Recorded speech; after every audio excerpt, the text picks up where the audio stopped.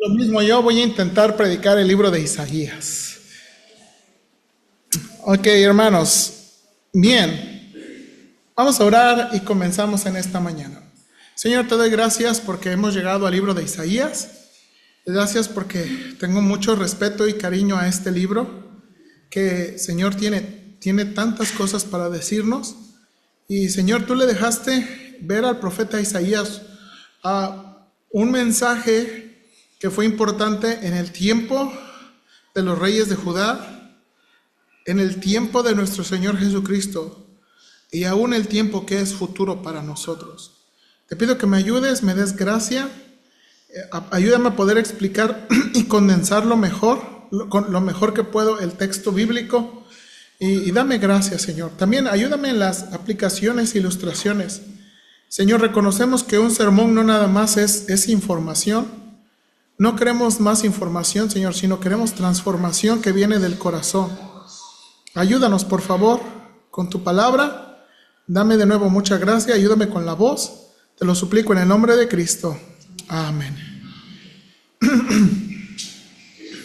Como que alguien lo puso en el...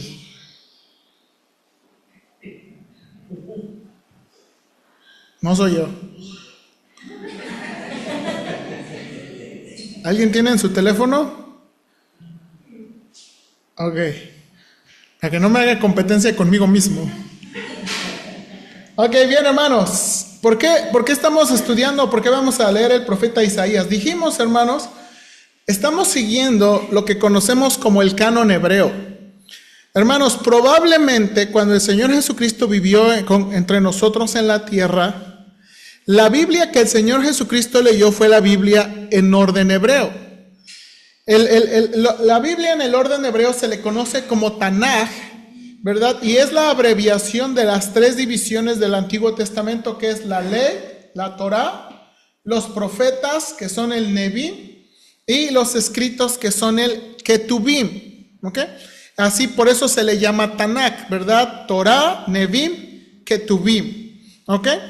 Estudiamos ya, hermanos, de Génesis a Deuteronomio, que de nuevo que conocemos eso como la ley, pero acuérdense que en nuestro contexto tiene que ver mucho con algo legal, y realmente la Torá no todo es legal. Hay muchas leyes, pero también hay muchos narrativos y otro tipo de instrucciones.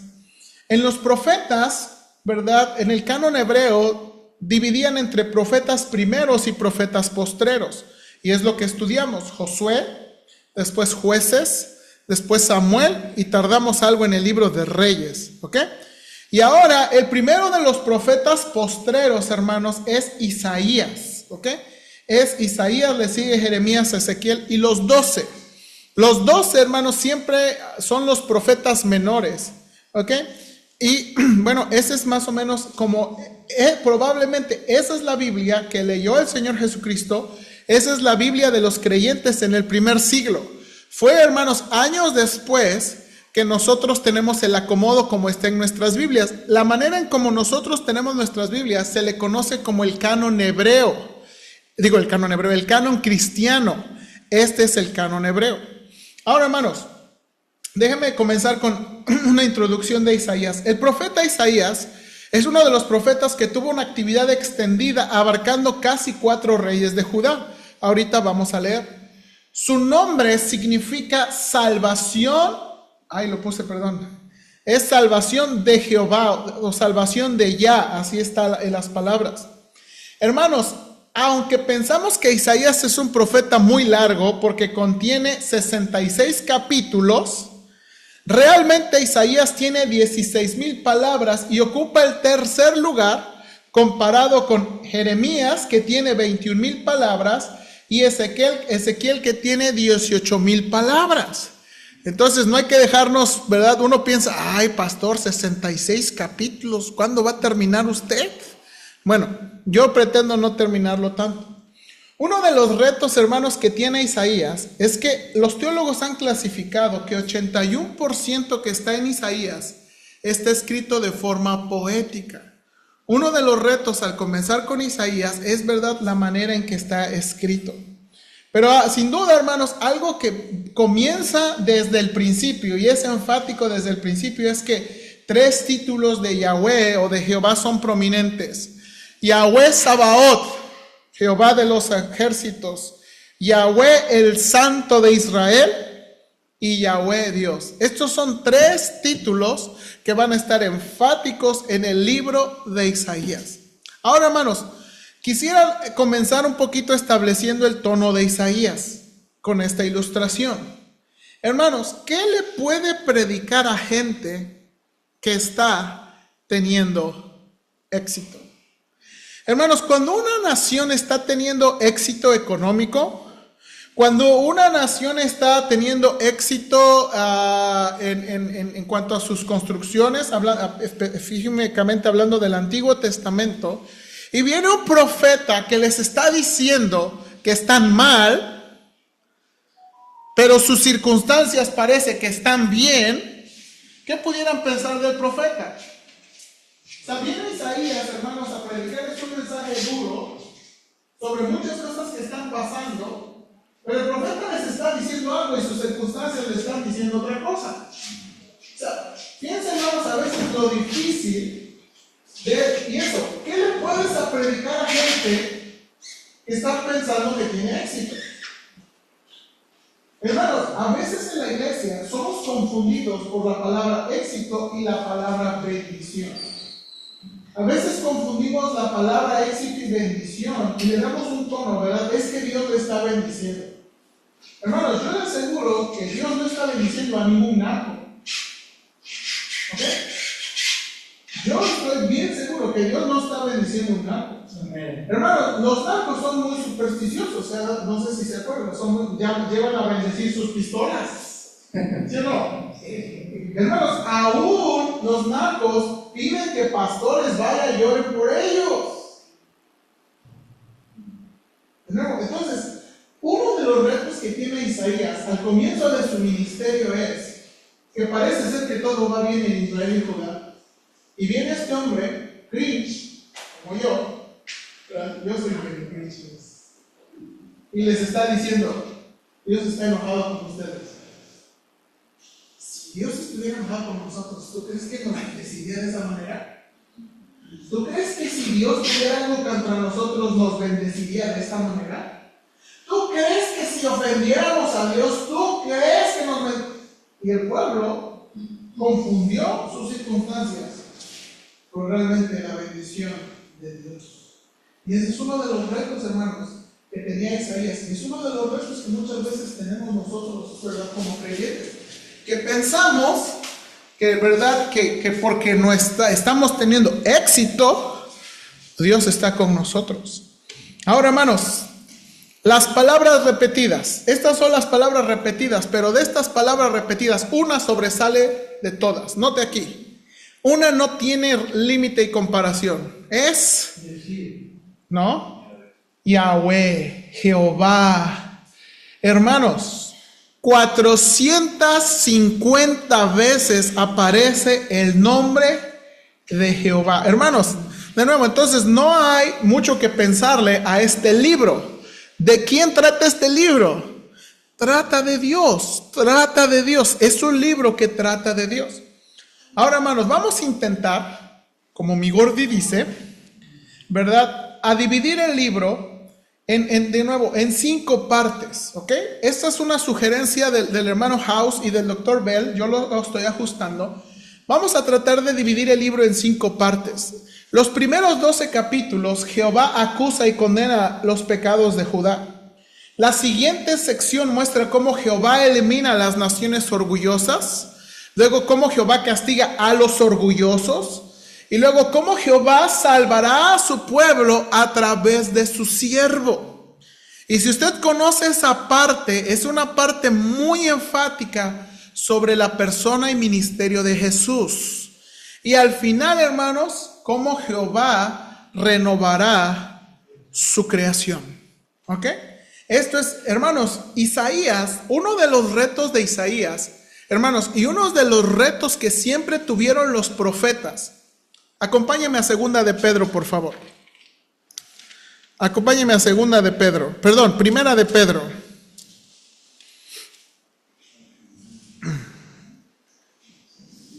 Versículo 1 de Pedro 1, 10 al 12. 1 de Pedro 1, 10 al 12. Uno de los retos que siempre tuvieron los profetas fue esto, hermanos. 1 de Pedro 1, 10 al 12. ¿Lo tiene?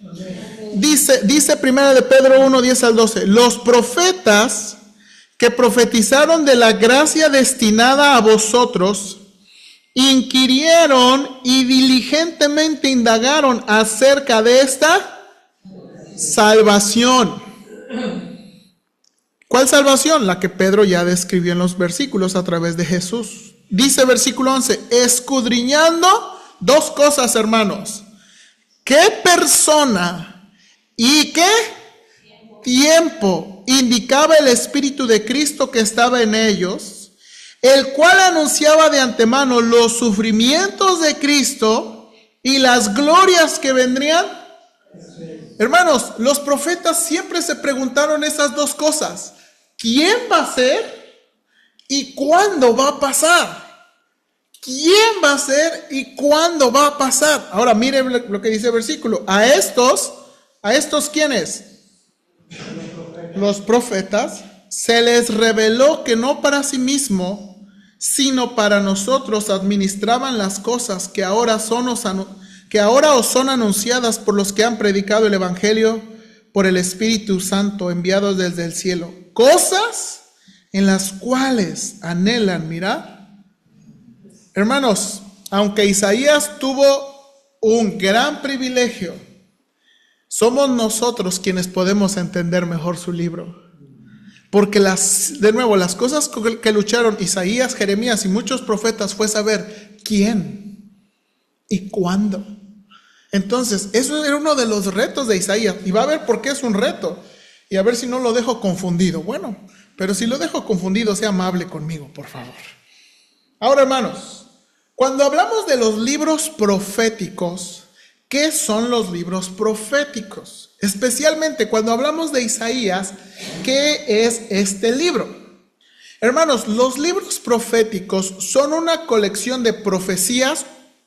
Y voy a usar esta palabra. En lugar de profecías voy a usar la palabra sermones, porque creo que de nuevo captura mejor la idea de lo que es una profecía. Son sermones, hermanos, y son colección de cosas y visiones. Por ejemplo, leemos al capítulo 1, versículo de Isaías. Visión de Isaías, hijo de Amós, la cual vio acerca de Judá y Jerusalén en días de Usías, Jotam, Acaz y Ezequías, reyes de Judá. Una frase parecida aparece hasta el capítulo 2. Lo que vio Isaías, hijo de Amós, acerca de Judá y Jerusalén. Y luego en el capítulo 6, en el año que murió el rey Usías, vi yo al Señor sentado sobre un trono alto y sublime, y sus faldas llenaban el templo. Y por último, tengo una anotación cronológica. Hermanos, los libros proféticos en esencia son colección de profecías o sermones, o son colección de visiones.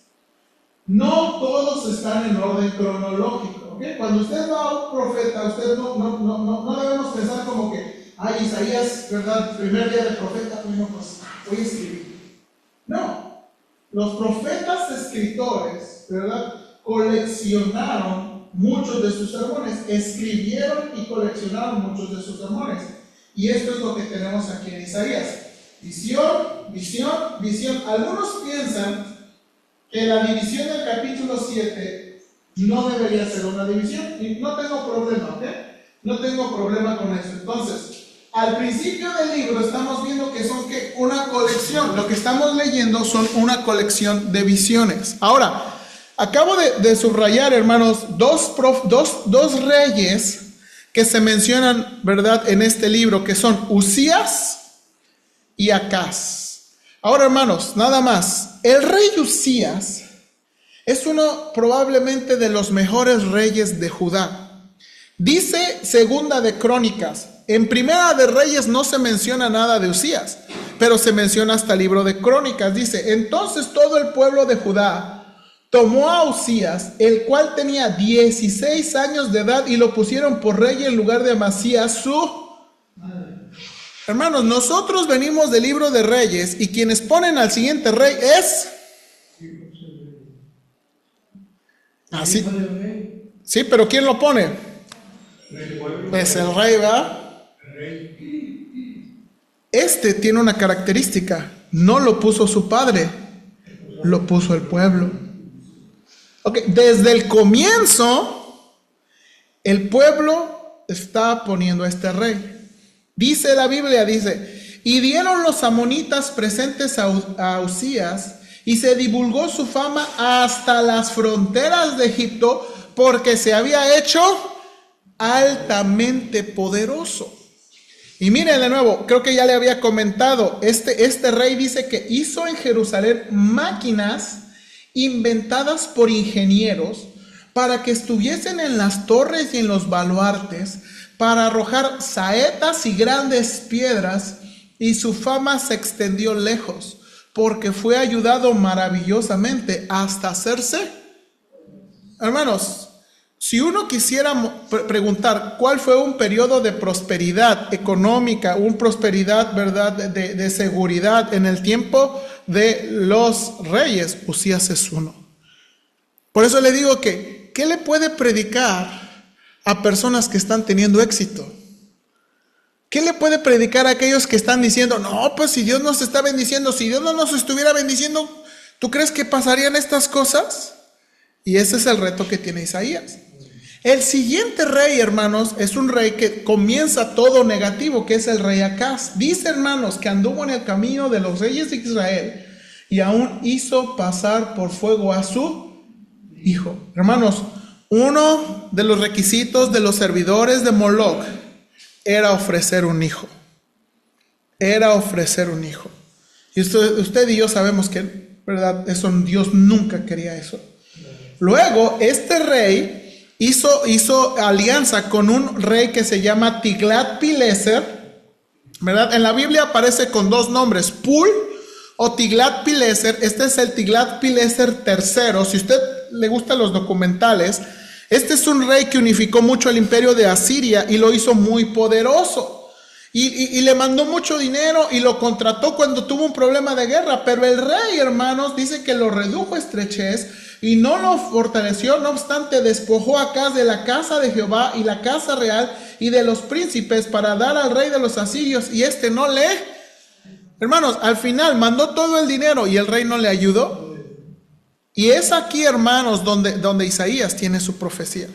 Ahora, hermanos, hay tres temas recurrentes. No voy a ir capítulo por capítulo ni versículo por versículo. Simplemente quiero decirle que en estos primeros 12 capítulos hay tres temas recurrentes. Jehová condenando el pecado de Judá e Israel. Jehová prometiendo y anunciando castigo a Israel y Judá. Y Jehová prometiendo restauración a su pueblo. ¿Ok? Estos, hermanos, de nuevo, usted va a ver en estos primeros 12 capítulos esos tres temas recurrentes.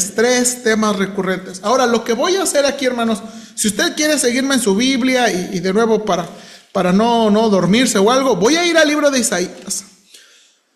Como este es un libro poético, tengo muchas citas de la Nueva Traducción Viviente, ¿ok? Y hay varias palabras repetidas. Yo le animaría, en el libro de Isaías, hermanos, marque mucho los nombres de Dios, Jehová de los ejércitos, el Santo de Israel, pero también marque mucho cuando se usa esta expresión, en aquel día, en aquel tiempo, en aquel día, en aquel tiempo, porque esos van a ser marcadores cronológicos, ¿ok? Déjenme comenzar, hermanos. Y de nuevo, no quiero explicar más de lo que el texto está diciendo. Mire, por favor, ¿cuáles son los pecados que Dios va a condenar en Judá? ¿Por qué Dios les va a condenar? Bueno, primera cosa, hermanos, comienza el capítulo 1. Les acusa de su religiosidad y su falta de justicia. Mire, por favor, aquí voy a poner en la pantalla. Escuchen al Señor, líderes de Sodoma. Escuchen la ley de nuestro Dios, pueblo de Gomorra. ¿Qué les hace pensar que yo deseo sus sacrificios? Dice el Señor. Estoy harto de sus ofrendas quemadas de carneros y de la grasa del ganado engordado. No me agrada la sangre de los toros, ni de los corderos, ni de las cabras. Cuando vienen a adorarme, ¿quién les pidió que desfilaran por mis atrios con toda esa ceremonia? Dejen de traerme sus regalos sin sentido. El incienso de sus ofrendas me da asco. Miren lo que sigue diciendo. En cuanto a sus celebraciones de luna nueva, del día de descanso y de sus días especiales de ayuno, todos son pecaminosos y falsos. No quiero más de sus piadosas reuniones. Odio sus celebraciones de luna nueva y sus festivales anuales. Son una carga para mí. No los soporto. Cuando se levanten las manos para orar, no miraré aunque hagan muchas oraciones. No escucharé porque tienen las manos cubiertas con la sangre de víctimas inocentes. Lávense y quédense limpios. Quiten sus pecados de mi vida. Abandonen sus caminos malvados. Ahora, hermanos, el pueblo muy religioso, pero Dios tenía algo contra ellos. Mire la última parte. Aprendan a hacer el bien. Busquen la justicia y ayuden a los oprimidos. Defiendan la causa de los huérfanos y luchen por el derecho de las viudas. Hermanos, este mensaje de Isaías es un mensaje que también llega a nosotros. Hermanos, un constante peligro que tenemos todos nosotros es ser muy buenos cristianos ahorita, aquí y entre nosotros, y ser muy malos cristianos allá en nuestras casas, en nuestros trabajos y con los otros que nos conocen. Esto es lo que estaba pasando. Mira aquí, por favor, Jehová, Yahvé, acuse a los príncipes de sobornos y falta de justicia de los necesitados. Mire lo que dice aquí. Tus líderes son rebeldes, compañeros de ladrones. A todos ellos les encanta el soborno y exijan que se los den, pero se niegan a defender la causa de los huérfanos y a luchar por los derechos de las viudas. Hermanos, Jehová también les acusa de poner su confianza en ídolos. Dice aquí, pues el Señor ha rechazado a su pueblo, a los descendientes de Jacob, porque han llenado su tierra con prácticas del oriente y con hechiceros, igual que los filisteos. Hermanos, y hoy en día en la iglesia cristiana se está metiendo muchas cosas de paz interior, cultive la paz interior, encuéntrese a sí mismo. Hermanos, cosas que la Biblia no nos dice. Dice, han formado alianza con paganos. Ahora, miren las palabras subrayadas. Israel está lleno de plata y de oro. Sus tesoros no tienen ¿qué?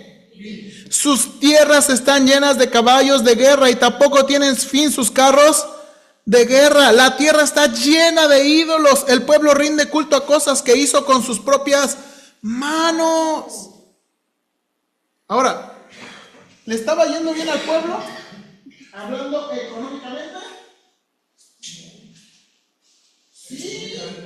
Hermano, ¿cómo entiende usted esto? ¿Les estaba viendo bien? Hermanos, esta gente tiene riquezas. Y de nuevo, hermanos, viene el profeta y les dice, Dios está enojado. Mira, si Dios estuviera enojado con nosotros, ¿tú crees que nos iba? ¿Tú crees que si Dios estuviera con nosotros iba a permitir esto? Dios está enojado con ustedes. Dios realmente está enojado con ustedes. Y les acusa de sus ídolos, no importa si están teniendo riquezas. Hermanos, los ricos están yendo de terrenos. Ay, ¿no les suena eso? Ricos llenándose de terrenos. Miren lo que dice aquí. Qué aflicción para ustedes que se apropian de una casa tras otra y de un campo tras otro hasta que todos queden desalojados y ustedes viven solos en la tierra. Pero yo he ido al Señor de los ejércitos a hacer un juramento solemne. Muchas casas quedarán abandonadas, hasta mansiones hermosas estarán vacías. Hermanos, ¿ha visto las casas de los narcos? Ay, cómo Dios no les está bendiciendo. Quedarán vacías. Hermanos, Yahweh los acusa de borrachos. ¡Ah, qué aflicción para los que se levantan temprano por la mañana en busca de un trago de alcohol y pasan largas noches bebiendo vino hasta tener una fuerte borrachera! Proveen vino y música hermosa para sus grandes fiestas, lira y arpa, panderetas y flautas, pero nunca piensan en el Señor ni se dan cuenta de lo que Él hace. Los hermanos los acusa de ser arrogantes. Qué aflicción para los que se dicen que lo malo es bueno y lo bueno es malo, que la oscuridad es luz y la luz oscuridad, que lo amargo es dulce y lo dulce es amargo. Qué aflicción para los que se creen sabios en su propia opinión y se consideran muy inteligentes. Qué aflicción para los que son campeones a la hora de beber vino y se jactan de la cantidad de alcohol que pueden tomar. Y de nuevo les vuelve a cruzar. ¿Qué aflicción les espera, jueces injustos? A los que emiten leyes injustas, privan a los pobres de la justicia y les niegan su derecho a los necesitados de mi pueblo. Explotan a las viudas y se aprovechan de los huérfanos. Ahora, hermanos, quiero que entiendan por qué, hermanos, el castigo va a ser tan severo. Hermanos, hoy en día uno pudiera excusar a muchos líderes que no conocen a Dios, pero hay muchos gobernantes y hay muchos líderes que no conocen a Dios, pero hay los que conocen a Dios. Hermanos, lo que acabo de leer, ahora, y ahorita vamos a ver eso en una parte. Lo que acabo de leer son de líderes y gobernantes que conocen a Dios verdadero. No son ignorantes del Dios verdadero, y por eso comenzó. Y estos son religiosos. Son religiosos, pero los gobernantes son abusivos. Utilizan su posición, hermanos, para hacerse ricos, para disfrutar a costa de los pobres. Hermanos, Dios estaba muy enojado con este pueblo y les promete y anuncia castigo. Mire lo que Dios le dice.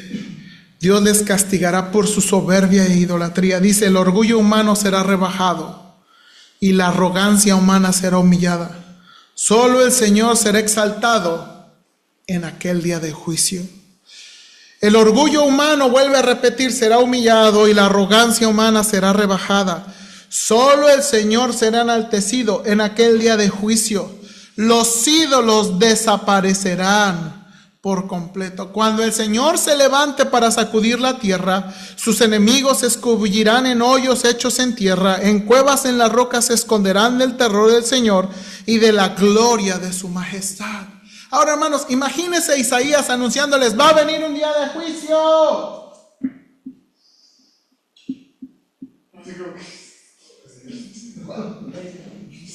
Está loco. Va a venir un día de juicio. Sí, pues. Échate una copita, es lo que deberías. Yahweh, note aquí, castigará a las mujeres ricas opresoras. Yo no sé si había leído este pasaje. En aquel día de juicio la despojará de todo lo que la embellece: adornos, diademas, collares con forma de luna creciente, aretes, pulseras, velos, pañuelos, brazaletes para el tobillo, fajas, perfumes, dijes, anillos, joyas, vestidos de fiesta, túnicas, capas, bolsos, espejos, ropas de lino de alta calidad, adorno para la cabeza y mantillas. En lugar de oler a perfume, apestará. Usará una soga como faja y su elegante cabello se lecará. Usará tela áspera en lugar de vestidos costosos y la vergüenza reemplazará su belleza. Hermanos, Amós tiene mucho que decir de las mujeres opresoras. E Isaías tiene un mensaje fuerte también. Hermanos, Yahweh promete castigar a Siria e Israel a través de Asiria. Sin embargo, también promete que Judá será castigada, si no, Aprende. Hermanos, Isaías capítulo 7. Isaías capítulo 7 contiene este versículo que todos conocemos.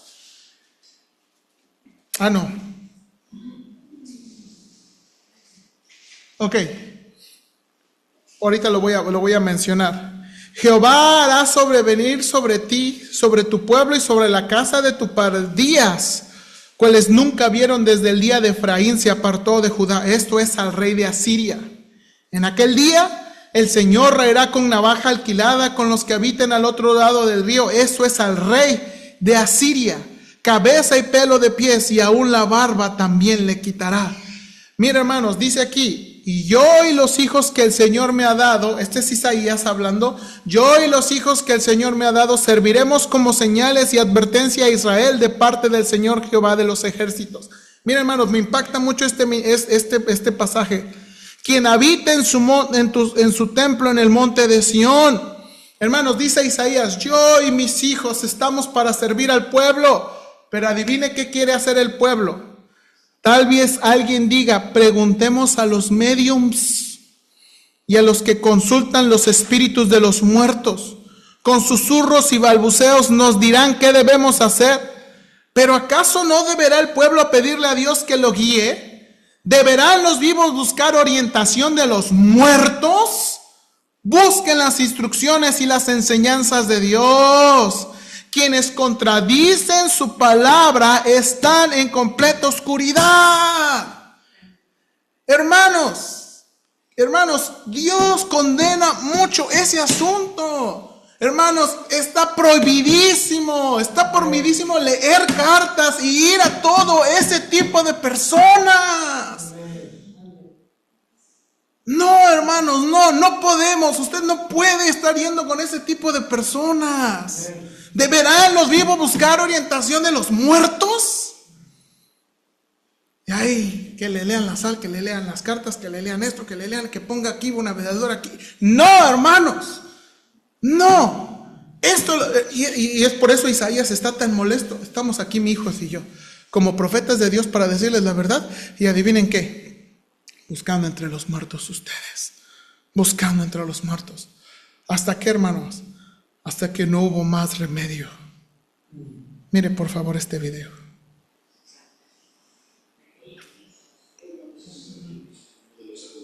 ¿Se ve el video? Importantes de la historia bíblica a la caída de Samaria y el exilio del reino del norte de Israel. Imaginen una próspera ciudad rodeada de imponentes murallas que había sido durante años la capital del reino del norte de Israel. Samaria, una fortaleza que parecía inexpugnable, estaba a punto de enfrentar su destino más oscuro. Corría el año 722 a.C.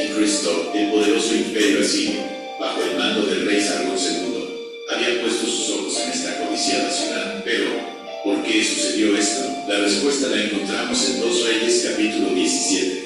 El pueblo de Israel había estado jugando con fuego durante generaciones. A pesar de las repetidas advertencias de los profetas, habían abandonado los caminos de Dios Ansé, entregaron a la idolatría, adoptaron las costumbres paganas de sus vecinos y olvidaron el pacto que Dios había hecho con sus antepasados. Lo fascinante es que este relato bíblico no es solo una historia religiosa. Las crónicas asirias, descubiertas por arqueólogos, confirman exactamente lo que la Biblia nos cuenta. El rey Salomón II dejó registrado en sus anales la conquista de Samaria, coincidiendo perfectamente con la narrativa bíblica. La historia y la fe se entrelazan de manera asombrosa, pero lo más impactante fue lo que sucedió después.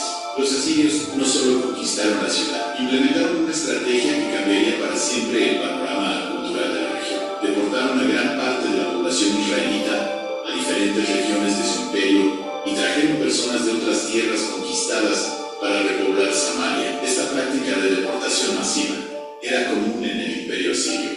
Su objetivo, desarraigar a los pueblos conquistados, destruir su identidad nacional y prevenir futuras rebeliones. Imaginen el trauma de ser arrancados de su tierra, de sus hogares, de todo lo que conocían. Sin embargo, incluso en medio de esta tragedia, podemos ver la mano de Dios obrando. Aunque el reino del norte cayó, Dios preservó un remanente. No todo estaba perdido. Esta es una constante en la historia bíblica.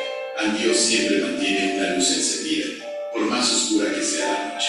¿Y qué podemos aprender de todo esto? La historia de Samaria nos enseña que nuestras decisiones tienen consecuencias. La desobediencia persistente llevó al cautiverio. Pero incluso en medio del juicio, la misericordia de Dios permanece. Es un recordatorio poderoso de que Dios es bien, incluso cuando nosotros no lo somos. Esta historia también nos hace reflexionar sobre nuestra propia vida. ¿Qué ídolos modernos estamos permitiendo en nuestro corazón?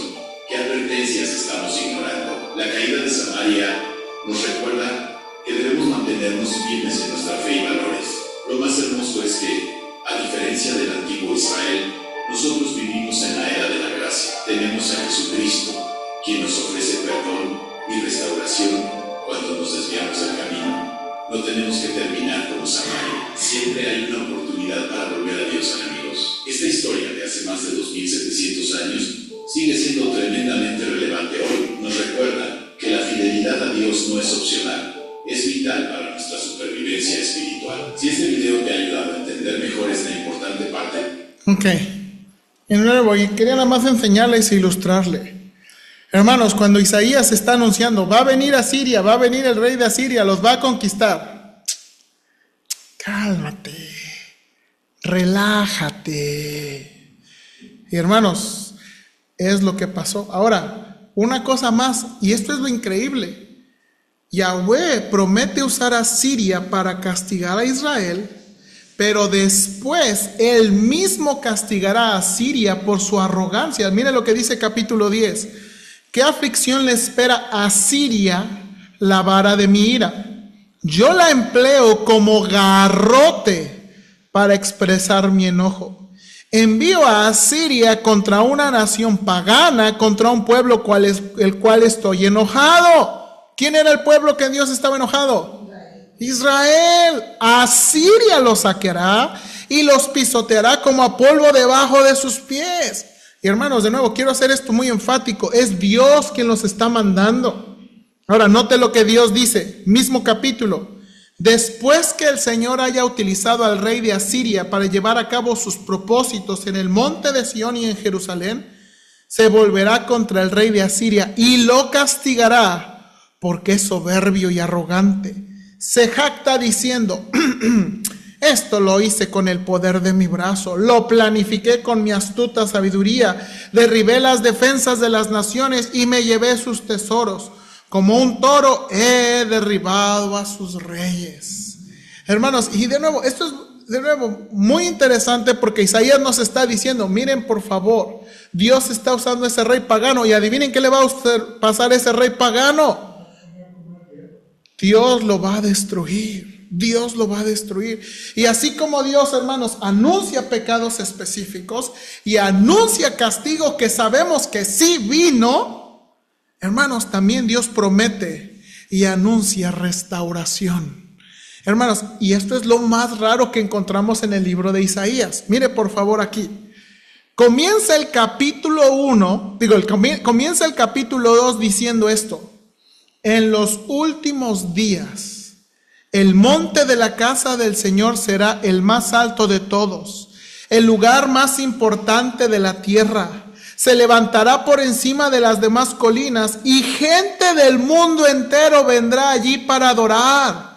Vendrán gentes de muchas naciones y dirán, vengan y subamos al monte del Señor, a la casa del Dios de Jacob. Allí Él nos enseñará sus caminos y andaremos por sus sendas. Pues de Sión saldrá la enseñanza del Señor, de Jerusalén saldrá su palabra. El Señor mediará entre las naciones y resolverá los conflictos internacionales. Hermanos, Jerusalén, cabeza de las naciones. Hermanos, esto es lo que nos... ¿Saben lo que le causaba impacto a Isaías y lo que nos causa impacto a nosotros? Que uno dice, ok, sí es cierto, Jerusalén, cabeza de las naciones, pero no ves que lo único que le queda a Jerusalén es un muro. Esto es todo lo que queda de Israel. ¿No se da cuenta que en Israel está una mezquita musulmana, la más sagrada que existe? De las más sagradas. ¿No se da cuenta que esta ciudad vive en conflicto constante? Y hermanos, cuenta que nosotros cuando leemos esas profecías preguntamos, ¿eso va a pasar? ¿Realmente eso va a pasar? E Isaías lo está anticipando. Ahora la pregunta es, hermanos, eso no se ha cumplido ni aún entre nosotros. Israel no se ha convertido en cabeza de las naciones, y las naciones no buscan a Israel. Esos son los indicadores que hay cosas en el libro de Isaías, hermanos, que todavía aún son futuras para nosotros, como esta. Ahora, mire por favor, ¿qué más Dios promete? Dios promete que un remanente sobrevivirá el castigo. Mire de nuevo esa frase. Por en aquel día, el retoño del Señor será hermoso y glorioso. El fruto de la tierra será el orgullo y la gloria de todos los sobrevivientes de Israel. Los que queden en Sión serán un pueblo santo, los que sobrevivan la destrucción de Jerusalén y estén registrados entre los vivientes. Hermanos, ustedes que han leído más la Biblia, ¿se acuerdan a quiénes son los que dejaron poblar la tierra los reyes paganos? ¿Quiénes se quedaron a poblar la tierra y no los llevaron cautivos? En muchos casos, a los pobres. Aquellos que los reyes y gobernantes y personas oprimieron, son a los que los reyes paganos los dejaron. Hermanos, Jehová también, aquí hermanos, el rey de Siria, Resín, el último rey que tuvo Siria, y Peca, el rey de Israel, hermanos, querían conquistar Judá. Aquí está el versículo que les decía, hermanos. En Isaías capítulo 7 tenemos un versículo que todos conocemos. Por tanto, el Señor mismo os dará señal. He aquí la Virgen concebirá y dará a luz un hijo y llamará su nombre. Ok, hermanos, ¿de quién se está refiriendo? Okay, inmediatamente nosotros pensamos que este es Jesús, y yo creo que es Jesús. Pero cuando Isaías está lanzando esta profecía, el rey de Siria, acuérdense, al norte, y el rey de Israel quieren ir contra y poner a un hombre que se llama el hijo de Tabel. Ahora, hermanos, uno podría, pues, hermano José, ¿qué tiene? Ok, el poner a un rey que no sea de la descendencia de David es atacar ¿a quién? Dios había dicho que siempre iba a permanecer uno de la descendencia de David, ¿no? Bueno, pues están el rey de Siria y el rey de Israel diciendo, pues no va a ser como ves. Voy a poner a otro rey que no sea de David y háganle como quieran. Entonces, Dios manda a Isaías y dice, mire a esos dos, ¿qué va a pasar? Y si me les ocurre, y voy a darles una enseñanza. Van a ser de una virgen un hijo. Y su nombre es Dios con nosotros. Ahora, miren lo siguiente. Es aquí donde a veces nos perdemos. Comerá mantequilla y miel hasta que sepa desechar lo malo y escoger lo bueno. Porque antes que el niño sepa desechar lo malo y escoger lo bueno, la tierra de los dos reyes que tú temes será abandonada. Jehová hará venir sobre ti, sobre tu pueblo y sobre la casa de tus padres, días cuales nunca vinieron desde el día que Efraín se apartó de Judá. Esto es las reyes. Ahora, hermanos, esto es lo que hacía. ¿Se acuerdan lo que les dije, lo que les leí de Pedro? Los profetas siempre preguntaron, dice Pedro, dos cosas: ¿qué persona y qué tiempo? Porque aquí, hermanos, está hablando de una virgen, pero también está hablando que va a venir el rey de Siria. Entonces algunos pensaron, bueno, a lo mejor este es el hijo de Isaías, a lo mejor este es el hijo de Acaz. ¿Sabe cómo se llama el hijo de Acaz? Ezequías, un rey bueno. A lo mejor es Ezequías. Y entonces, hermanos, los profetas luchaban en esto, y nosotros sabemos quién es el hijo de la Virgen, quién es el descendiente de David, y que nunca habrá alguien como él. El que nació en el pesebre, el que nació en el pesebre. Hermanos, de nuevo, avanza uno. Hermanos, el capítulo 9 es un capítulo muy favorito para mí, especialmente cuando llego al Evangelio. Hermanos, el capítulo 9 de Isaías comienza diciendo así: mas no habrá siempre oscuridad para los que están ahora en angustias. Tal como la aflicción que les vino en el tiempo, livianamente tocaron la tierra, la primera vez a la tierra de Zabulón y la tierra de Neftalí, pues al fin llenará de gloria el camino del mar, aquel lado del Jordán, en Galilea de los gentiles. Hermanos, Dios promete que el castigo no será para siempre, y Dios mandará a su ungido. Mire lo que dice, este pasaje también lo conocemos, porque un niño nos es nacido, hijo nos es dado, y el principado sobre su hombro, se llamará su nombre admirable, consejero, Dios fuerte, Padre eterno, príncipe de paz. Lo dilatado de su imperio y la paz no tendrá límite sobre el trono de David y sobre su reino, disponiéndolo y confirmándolo en juicio y en justicia desde ahora y para siempre. El celo de Jehová de los ejércitos hará esto. Hermanos, y es uno de mis favoritos porque yo no sé, pero dice Isaías que a la tierra que estaba en gran oscuridad, luz le resplandeció. Hermanos, luz le resplandeció.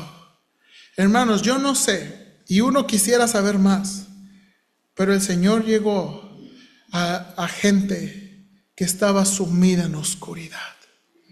Y el Señor le resplandeció. Y de nuevo, hermanos, eso nos enseña, el Señor solamente salva pecadores. Solamente salva pecadores, no los que creemos que estamos bien. Isaías de nuevo promete que un remanente sobrevivirá a la conquista de Asiria. Ya lo habíamos visto, ¿verdad? Dice, en ese día el remanente que quedará en Israel, los sobrevivientes de la casa de Jacob. Hermanos, aunque Dios iba a castigar a Israel, un remanente sobrevivirá. Ahora, hermanos, Dios promete, y con este pasaje voy a terminar, un reino justo de su ungido con características nunca vistas. Hermanos, y este es un pasaje que mucha gente piensa que estamos locos. Mire, por favor. Saldrá una vara del tronco de Isaí, y un vástago retoñará de sus raíces, y reposará sobre él el espíritu de Jehová, espíritu de sabiduría y de inteligencia, espíritu de consejo y de poder, espíritu de conocimiento y de temor de Jehová. Hermanos, ¿de quién está hablando? Vaya a Apocalipsis tantito, capítulo 1.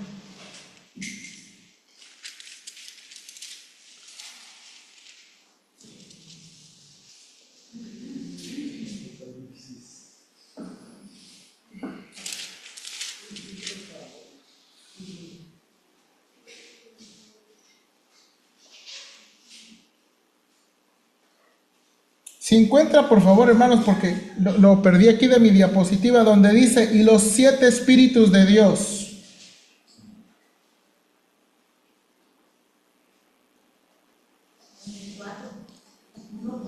Ok, gracias. Dice, hermanos, Apocalipsis 1:4, Juan a las 7 iglesias que están en Asia, gracia y paz a vosotros, del que es, y que era, y que ha de venir, y de los 7 espíritus que están delante, y de Jesucristo el testigo fiel y el primogénito de los muertos y el soberano de los reyes de la tierra. Y después en otro pasaje de Isaías, de Apocalipsis, va a decir, y los 7 espíritus de Dios. Ok, cuente conmigo. Espíritu de sabiduría, espíritu de inteligencia, espíritu de consejo, espíritu de poder, espíritu de conocimiento, de temor de Jehová y espíritu de Jehová. Ahora, se está refiriendo a Cristo. Cuando Apocalipsis lo retoma, se está refiriendo. Ahora, ahí vamos. Acuérdense, ¿quién era siempre su duda de los profetas? ¿Quién? No juzgará según la vista de sus ojos, ni arguirá con lo que oigan sus oídos, sino que juzgará con justicia a los pobres, y arguirá con equidad por los mansos de la tierra, y herirá la tierra con la vara de su boca, y el espíritu de sus labios matará al impío, y será la justicia cinto de sus lomos, y la fidelidad ceñidor de su cintura. Hermanos, ¿no es lo que anhela este mundo? Un rey justo. Ahora, el siguiente versículo está mucho más loco. Mira aquí y señale unas cosas. Morará el lobo con el cordero, y el leopardo con el cabrito se acostará. El becerro y el león y la bestia doméstica andarán juntos, y un niño los pastoreará. La vaca y la osa pacerán, sus crías se echarán juntas, y el león como el buey comerá paja.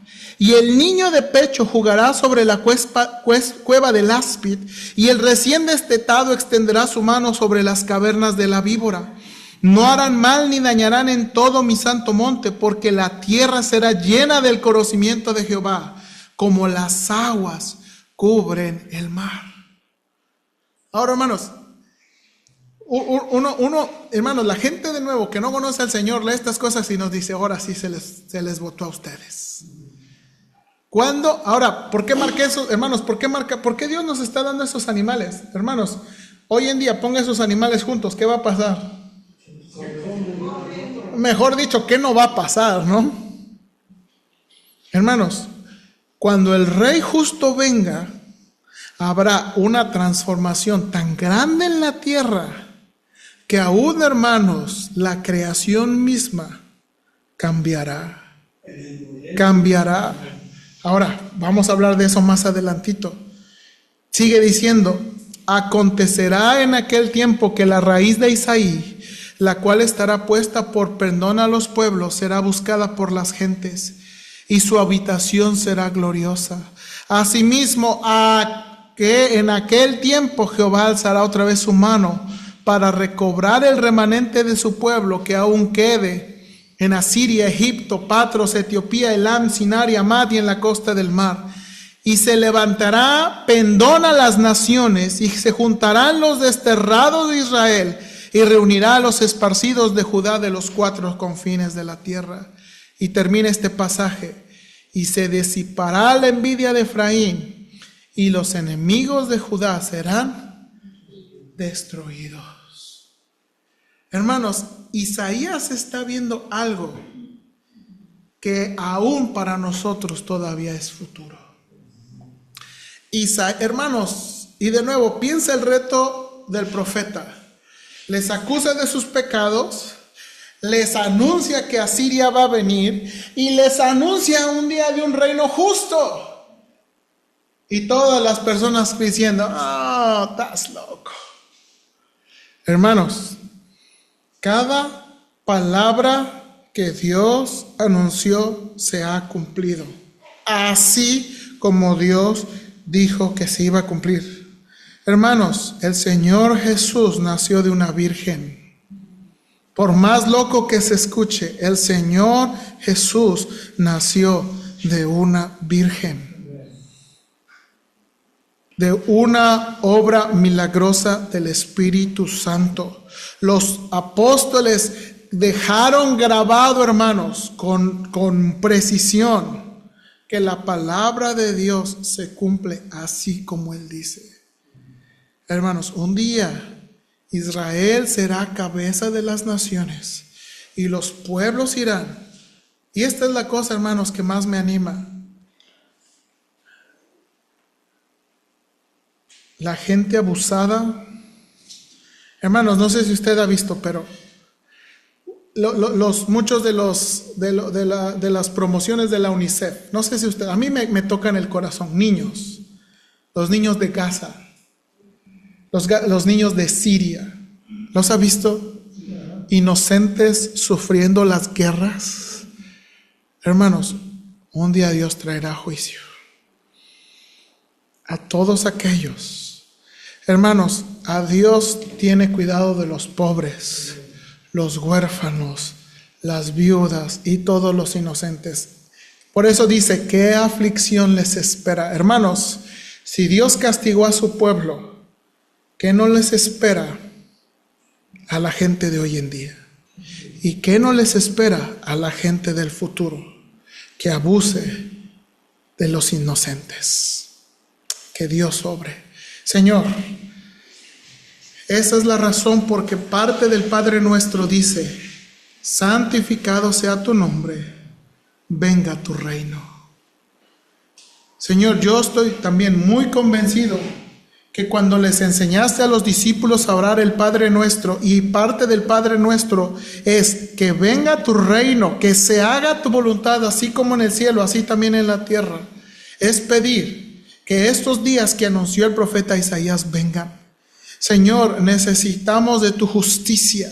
Señor, nuestro México está en un momento donde uno no sabe en quién confiar, donde personas defraudan, donde personas roban, donde, Señor, ya uno está cansado. En la tele ve tanto reportaje viendo y Señor, públicamente exhibiendo políticos corruptos y exhibiendo, Señor, tanta injusticia, y no pasa nada.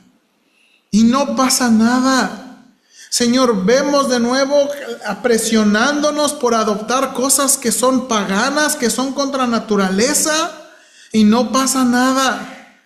Y lo único que queremos decir, Señor, es que venga tu reino. Que venga tu reino. Señor, para Isaías fue un tremendo reto predicarles a Israel en el tiempo de la abundancia. Como para nosotros, Señor, ha sido un reto predicar y pensar que esto se va a cumplir. Pero ayúdanos de todo corazón a confiar que tus palabras se cumplirán. Y aunque, Señor, parece difícil de creer todas estas cosas que estamos leyendo del profeta Isaías, la invasión de Asiria y el nacimiento de Jesús nos dicen que tú cumpliste. ¿Por qué no cumplirás lo que también has anunciado? Jerusalén como cabeza de las naciones y el Señor Jesucristo reinando. Ayúdanos, Padre, por favor. Ayúdanos. Y ayúdanos, Padre, por favor, también a nosotros no ser como Israel. Señor, sabemos que no vivimos bajo la ley. Sabemos que no vivimos bajo las exigencias de Israel como el pacto. Pero ayúdanos a nosotros creyentes, Señor, no ser religiosos. Señor, aleja de nosotros la tendencia que podamos tener, Señor, de lucir caras bonitas y vidas piadosas cuando estamos entregados, Señor, allá en lo oculto, al pecado y la maldad. Ayúdanos, Señor, por favor. Porque yo, Señor, a mí no me gustaría escuchar de nuestra iglesia: me dan asco sus himnos, me dan asco sus ofrendas, me dan asco sus reuniones, que sí, qué bonitos. Pero yo sé lo que hacen ahí atrás. Yo sé lo que hacen ahí en sus casas. Yo sé lo que hacen ahí en sus trabajos. Y me da miedo, Señor. Ayúdanos, por favor. Ayúdanos. Te lo suplico. Ayúdanos, por favor. Te lo suplico. En Cristo Jesús. Amén. Bien, hermanos, vamos a terminar.